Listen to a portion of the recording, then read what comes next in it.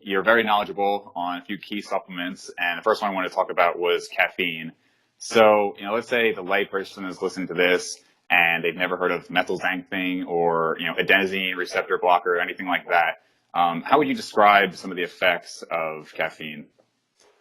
Well, I mean, caffeine's effects are pretty multifaceted, pretty widespread. Some of the early papers coming out on caffeine as an exercise enhancer, it was cool because they were like, well, we're trying to figure out exactly how it helps with performance. There's a whole list of reasons we're not really sure.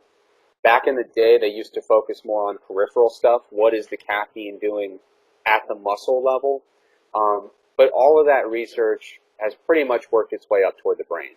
Mm-hmm. So the main thing that caffeine does is it is an adenosine receptor antagonist. It binds to those receptors and displaces adenosine. And so what that does is it gives us feelings of alertness, but it has widespread effects all throughout the body. And that really is the primary dictator of the primary mechanism dictating the effects that we associate with it when it comes to exercise performance, heart rate, alertness, not being able to sleep at night. So that's kind of in a nutshell what it does, but it's such a fascinating compound.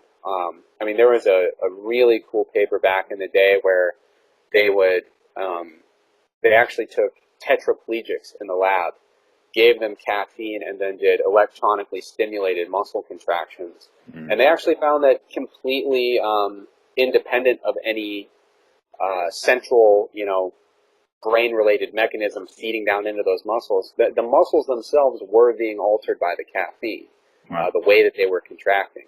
So there's a lot more to it than that, but by and large, that's really what's calling most of the shots. Gotcha.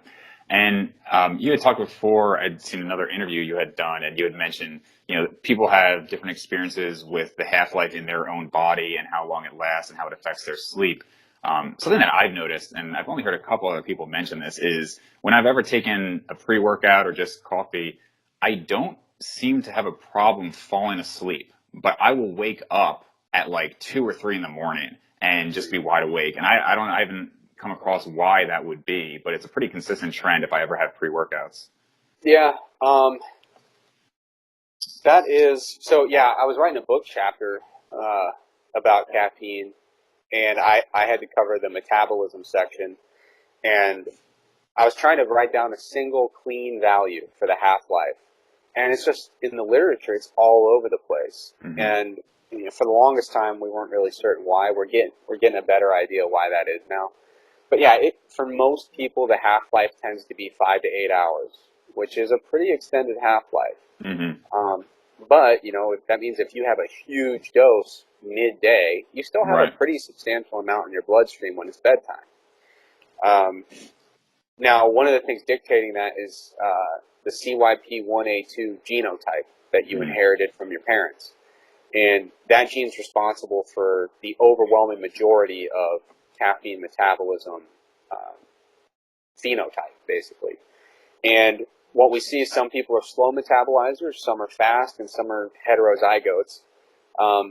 Generally speaking, if you're a fast metabolizer, you're more likely to be that person that can have caffeine midday, fall asleep, and have no issues throughout the night.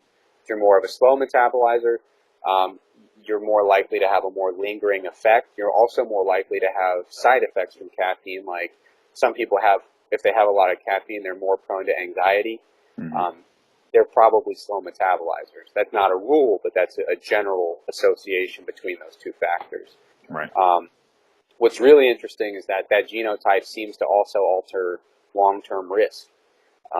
So when people talk about, I think a lot of caffeine might be bad for cardiovascular risk down the road, it seems to be more true in slow metabolizers than in fast metabolizers. Really? Okay, that makes sense, I guess.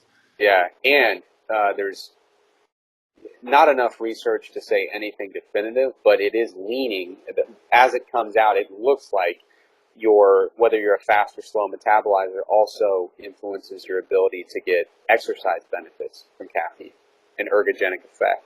Yeah. And the preliminary stuff, and I really like to stress how preliminary it is, preliminary stuff would indicate that fast metabolizers get a better performance boost than slow metabolizers. Oh, okay. So the take-home point is, as far as we know right now, across the board, you probably want to be a fast metabolizer. Right. Sounds like it. Yeah. I was talking to my buddy Greg Knuckles about it, and we're both really into lifting and really into coffee. And you can get your genotype tested quite easily, and it's pretty Yeah. affordable. But I wouldn't, because it doesn't matter. Like, Yeah. the coffee's here to stay. I hope I'm a fast metabolizer, but even if I had that information, I'm probably not going to do anything Right. about it. Right. Yeah. But yeah, so there's a great deal of variation between people, when it comes to not just your ability to get to sleep, but an often overlooked thing is sleep quality. And it's something that sleep science is really growing a lot. There's Yeah. a lot of fascinating stuff out there when it comes Yeah. to blue light exposure, sleep quality, as opposed to just total sleep amount. Hmm. And so, yeah, just because you get to sleep doesn't mean that the caffeine hasn't had an overall deleterious effect on your sleep quality Right. as a whole. Right. Now, have you noticed, it seems like there's a difference in terms of the habituation aspect from the euphoria people get from caffeine versus the actual stimulation and alertness. Is that what you've seen? Yeah, so when it comes to habituation with caffeine, like I said, caffeine's effects in the body are multifaceted. It affects a lot of different sensations, a lot of different processes. Um, Habituation doesn't seem to be just across the board type thing. It seems Hmm. like some effects of caffeine are more prone to habituation than others. Um, Now, when it comes to performance, um, I gave a talk in Chicago about supplements, and this came up, and it kind of sucks when you can't give people a very clear-cut, simple answer, but the habituation research with caffeine and performance is a little bit messy. Um, there's some studies showing, it looks like the normal coffee drinkers had less of a performance benefit than people who never have caffeine. In Hmm. other studies, it looks like it has no effect at all. The most recent study on it was called, like, something about, like, killing the myth that habituation affects performance outcomes. It was a bit strongly worded, but Hmm. I tend to think people who habitually take in caffeine, it looks like they can still benefit when it comes to performance from a pre-exercise dose of caffeine. Whether or not there might be a small reduction because they're a habitual user, that's kind of open to your interpretation of which of those studies you feel is most definitive. But sometimes people say, you have to restrict all your caffeine intake to get a performance boost. Unequivocally, it looks like the research would say that's not the case.